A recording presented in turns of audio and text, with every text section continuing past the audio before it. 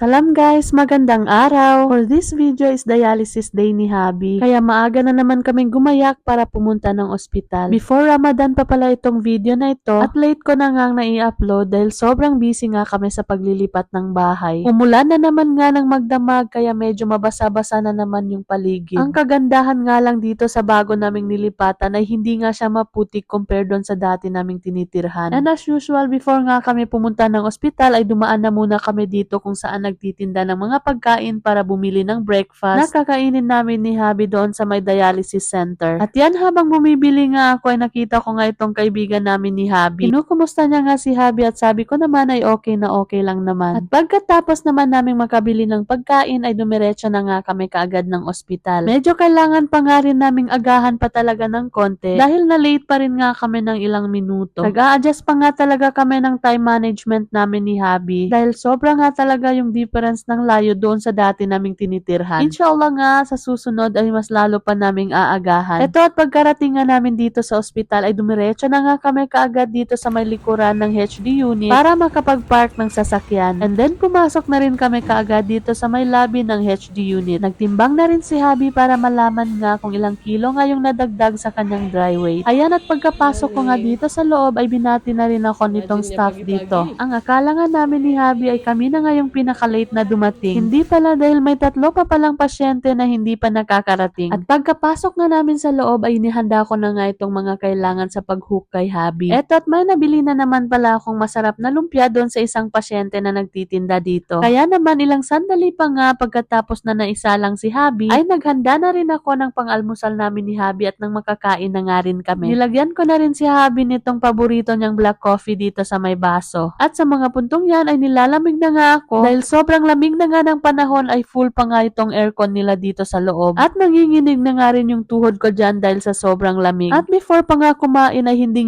nga namin nakakalimutan na magdoa na muna para magpasalamat sa biyayang nasa harapan namin. Binilhan ko rin pala si Habi ng kakanin kanina kaya yan nga yung una niyang kinain. At ako naman ay kumakain na nitong misambal na may piniritong isda. Sobra nga nang anghang ng misambal nila ngayong araw kaya naubos ko talaga. Nang makatulog na nga si Habi ay nagkwentuhan na nga muna kami ng mga kaibigan ko dito sa may lobby. Then nang mahigit 30 minutes pa nga bago matapos ang 4 hours na session ng dialysis ni Habi ay tumutunog na nga lahat ng mga alarm ng mga machines. Naubusan daw kasi ng tubig ang ospital, so kinailangan ng mai-unhook lahat ng mga first shift na pasyente. Kaya 3.5 oras nga lang yung session ng dialysis ni Habi ngayong araw. At pagkalabas nga namin ni Habi ng ospital ay dinaanan lang namin saglit sa bahay si Kila at dinala na rin namin si Loki. May tatapusin lang kasi kaming ipapak doon sa dati namin tinitirhan din sa Tawaw para nga makarga na lahat ng mga gamit namin sa iisang lugar. Eto nga, at habang nasa daan nga kami papuntang Tawaw ay bigla na nga lang bumuhos ang malakas na ulan. Kaya naman nang tinignan ko nga sa likuran ay nakatulog na nga si Kila sa biyahe. Dahil na nga rin siguro sa sobrang lamig ng panahon at napahimbing nga yung tulog niya. At eto namang si Loki na kanina lang ay hindi mapakali ay nakatulog na nga rin. Pagkarating nga dito sa bahay namin sa Tawaw ay agad ko na ngang ibinaba itong mga karton na dala namin. Bukas na bukas kasi ng umaga ay magpapacking nga kami ng mga gamit na natira at hindi pa namin naipack nung nakaraan. Naubusan kasi kami ng karton kaya ito at nagdala na nga kami galing pa sa Semporna. Mabuti na nga lang at nakahingi nga ako ng mga karton doon sa may dialysis center. At dahil mag-aalas 2 na nga yan ng hapon at hindi pa nga kami nakakapagtanghalian, kaya minabuti nga namin na maghanap na muna ng makakainan bago pa man kami magpatuloy sa mga gagawin pa namin. Kaya dito nga kami kumain sa may masarap na steamed rice. Sobrang paborito nga rin namin to ni Habi nung dito pa kami nakatira dati sa Tawaw. And of course, before pa nga kami kumain ay nagdoa na muna kami para magpasalamat sa biyayang nasa harapan namin. Sobrang na-miss ko nga talaga itong steamed rice nila dito. Nung huling kain nga namin dito siguro ng mga 2022 pa. Kaya sobrang natatakam na rin kami ni Habi dyan. Tamang-tama nga dahil gutom